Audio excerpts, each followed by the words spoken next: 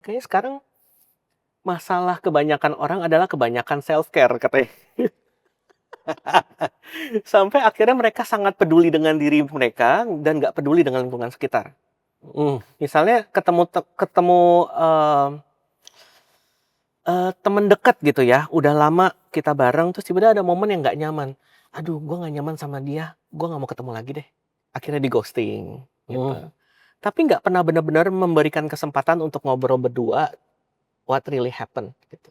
Supaya bisa cherish the friendship yang sudah dibangun selama ini, gitu. Dan kalau kita kembali ke ngobrolan tadi tentang, eee, supaya kita nggak sampai mikirinnya diri sendiri doang, Mhm. karena ini kan gue lakukan hanya karena gue peduli, gitu ya. Mhm.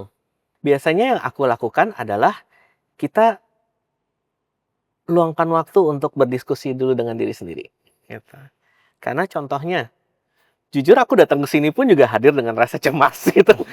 Apa yang bisa aku bagikan ya? Kemarin yang datang Bang Dame, Prisya, apa yang gak usah bagikan gitu. Tapi kemudian rasa cemas ini aku sadari, oh aku ngerasa gini karena aku ingin berbagi semaksimum mungkin and telling the truth. Tapi karena rasa cemas ini mungkin aku jadi mensabotase apa yang terjadi. Jadi aku luangkan waktu di mobil, ngobrol dulu dengan diri sendiri. Hey, what Hmm. happened? Gitu. Apa yang sedang terjadi? Kenapa kamu merasa seperti ini? Ini bagian dari diri yang cemas tadi Mm-mm. itu gitu ya? Oke. Nanti dia cerita, oh ya, aku khawatir nih, aku nggak bisa bagi apa-apa. Aku nggak nyaman nanti kalau misalnya Mas Ali ngerasa it's a waste of time gimana dan sebagainya macamnya gitu. Aku nggak memberikan saran, aku nggak memberikan masukan, terus kemudian aku lanjutkan ke pertanyaan selanjutnya. Hal ini mengingatkan sesuatu tentang terjadi di masa lalu nggak? Hmm. Misalnya, ada nggak eh, mungkin orang-orang yang juga mungkin mirip dengan mungkin Mas Ali di masa lalu? Perasaan ini mirip nggak dengan sesuatu yang dulu pernah terjadi? Gitu. Oh iya, kayaknya ini seperti aku hadir di meeting dengan kakak kelas yang aku nggak ngerti apa yang harus aku kontribusi dan ujung-ujungnya aku dibully di sekolah, gitu misalnya. Hmm. Oh, baliknya ke zaman itu ya. Kemudian aku ngobrol lagi sama dia, yuk kita proseskan yuk. Nah, kemudian aku lanjutkan dengan prosesku gitu. Jadi ada beberapa kalimat yang aku sampaikan dan aku memberikan dia kasih sayang, mungkin kasih tahu dia bahwa, hey kamu nggak sendiri lagi, sekarang aku ada di sini, let's do this together, gitu dan sebagainya macamnya, gitu. Karena sesungguhnya ini yang aku perhatikan juga dalam prosesku dengan beberapa klienku, sebenarnya yang kita butuhkan hanya didengar. Kita hanya butuh diberi panggung, tanpa dijudge, tanpa memberikan asumsi apapun. Karena semua jawaban yang kita cari sebenarnya sudah ada dalam diri, gitu. Hmm. Seperti kita hanya butuh membuka tirainya aja. This is very fascinating ini. Jadi tadi ya, nggak dijudge, dipahami aja, didengar dan dipahami gitu. Karena aku juga sempat ngobrol ke beberapa klienku di mana mereka merasa dengan mereka cerita dan aku mendengar aja, itu proses healingnya udah terjadi banyak sekali. Gitu. Hmm. Mungkin metode-metode ini membantu, Ya. tapi dengan kehadiran ada orang yang mendengar tanpa judge, tanpa memberi saran, it akan memberikan hasil yang jauh lebih baik gitu di awal. Hmm. Karena aku sering di awal kan aku selalu nanya ke klien dari 1 sampai 10 skala mengganggunya berapa gitu. Hmm. Mereka bilang, "Oh, rasanya nggak enak banget 10," misalnya. Dan setelah aku ngobrol dengan mereka dan dengar, aku juga cek sekarang berapa gitu. Dan selalu turun. Turunnya misalnya langsung 5, 4 gitu. Saat kita proseskan turun lagi jadi 2 atau 1 gitu. Hmm. Tapi dengan mendengar itu sendiri juga sangat membantu banget gitu sebenarnya. Tapi menariknya skill mendengar ini tuh nggak semua orang punya gitu. Ternyata untuk mendengar tuh nggak semudah itu.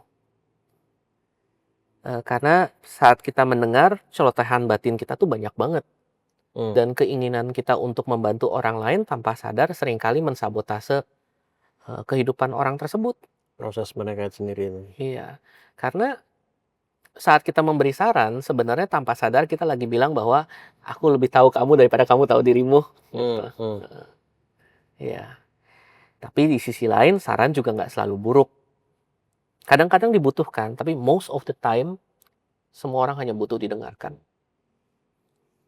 Dan, kalau Mas Sua sendiri biasanya apa yang Mas Sua lakukan sebelum akhirnya memberi saran? Apakah tanya dulu atau kan ada kalanya juga memberi saran gitu kan, Mmm, momen-momen seperti apa di mana Mas Sua ya hanya mendengarkan saja, di mana momen-momen Mas Sua akhirnya memberi saran itu?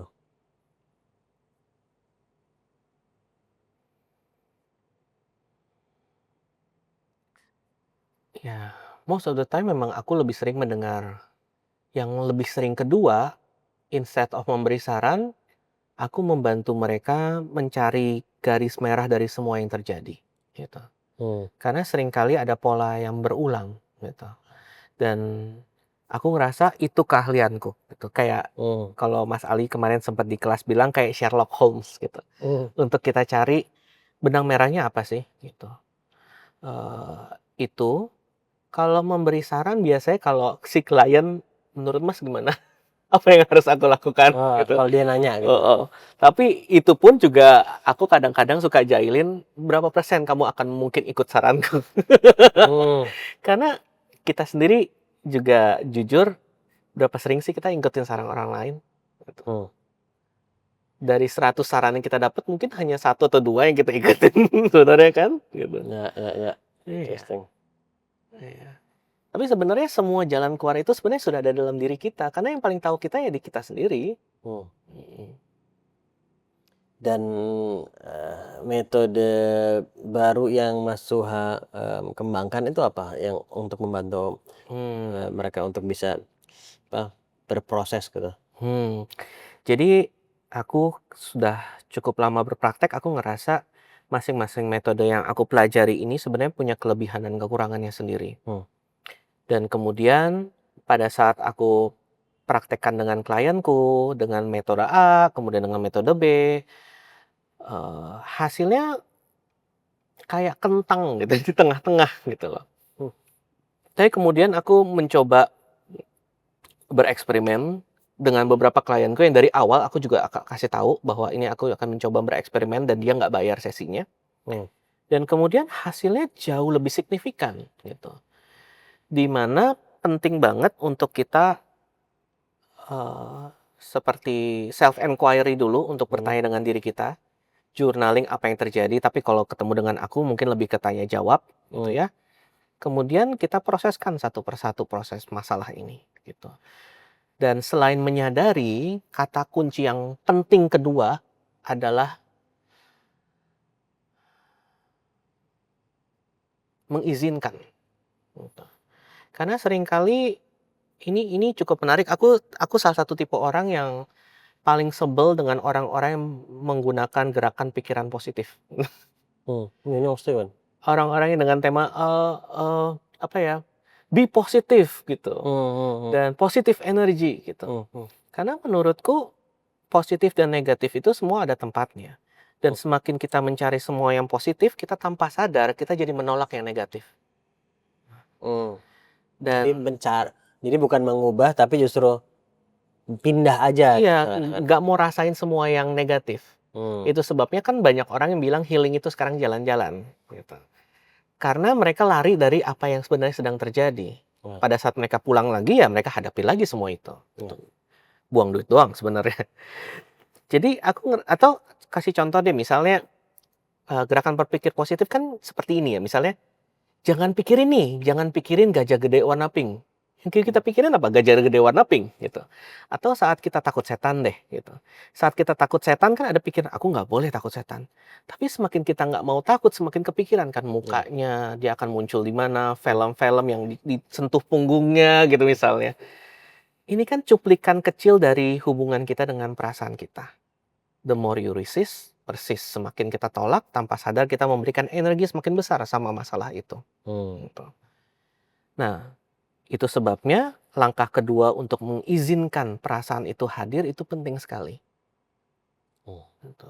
mengizin. Mengizinkan bukan berarti kita ngikutin loh ya. Hmm. Bukan artinya marah-marah kita jadi ikutan marah-marah. Gitu. Tapi kita izinkan dia hadir. Oh, ada rasa marah yang muncul. Oh, ada rasa nggak nyaman yang muncul. Menurutku itu langkah yang cukup penting juga kedua setelah menyadari. Bahkan menariknya aku juga perhatikan banyak orang yang menggunakan metode-metode penyembuhan ini untuk lari dari masalahnya semakin jauh.